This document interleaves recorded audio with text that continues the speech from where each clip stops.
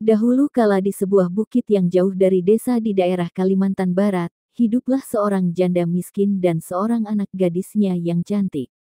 Janda itu bernama Magdasah dan anak gadisnya bernama Jelita. Mereka tinggal di sebuah rumah kecil yang sangat sederhana. Rumah itu adalah peninggalan suami Magdasah yang meninggal dunia sejak Jelita berumur 1 tahun. Ia mendapatkan julukan Jelita karena memang wajahnya cantik sekali. Jelita menjadi satu-satunya anak kesayangan ibunya.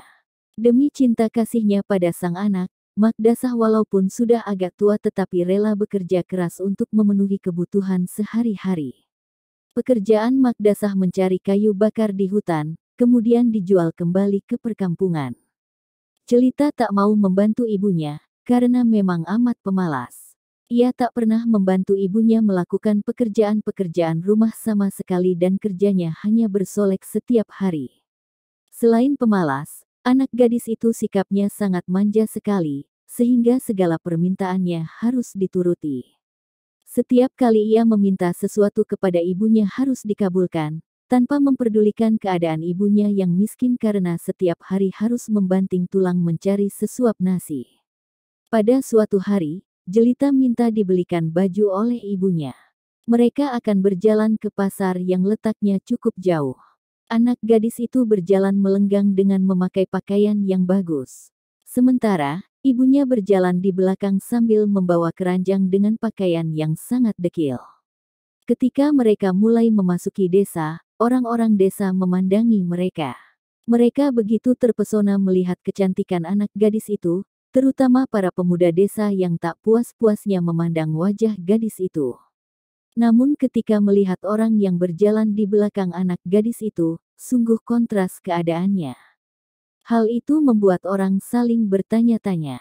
Di antara orang yang melihatnya itu, seorang pemuda mendekati dan bertanya kepada gadis itu, "Hai, gadis cantik. Apakah yang berjalan di belakang itu ibumu?" "Bukan," kata Jelita dengan angkuh. "Ia adalah pembantuku." Betapa kecewa hati sang ibu mendengar jawaban anaknya itu, namun hal itu ditahannya juga. Sang ibu dan anak itu kemudian meneruskan perjalanan. Tak seberapa jauh, mendekat lagi seorang pemuda dan bertanya kepada anak gadis itu.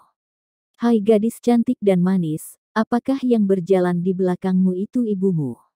"Bukan, bukan," jawab gadis itu dengan mendongakkan kepalanya. "Ia adalah budakku." Begitulah 3 kali ibunya diperlakukan sebagai pembantu atau budaknya. Sakit hati sang ibu tak bisa ditahan lagi dan dia langsung berdoa mengadukan kepada Tuhan atas perkataan anaknya itu. "Ya Tuhan, anakku sudah sangat keterlaluan, hukumlah ia sesuai dengan kedurhakaannya." Doa ibu yang teraniaya ini dikabulkan, seketika tubuh Jelita berubah menjadi batu. Ia menyesal dan menangis minta ampun pada ibunya tetapi semua itu sudah terlambat karena terlanjur menjadi batu. Sekarang batu itu dikenal dengan sebutan batu menangis.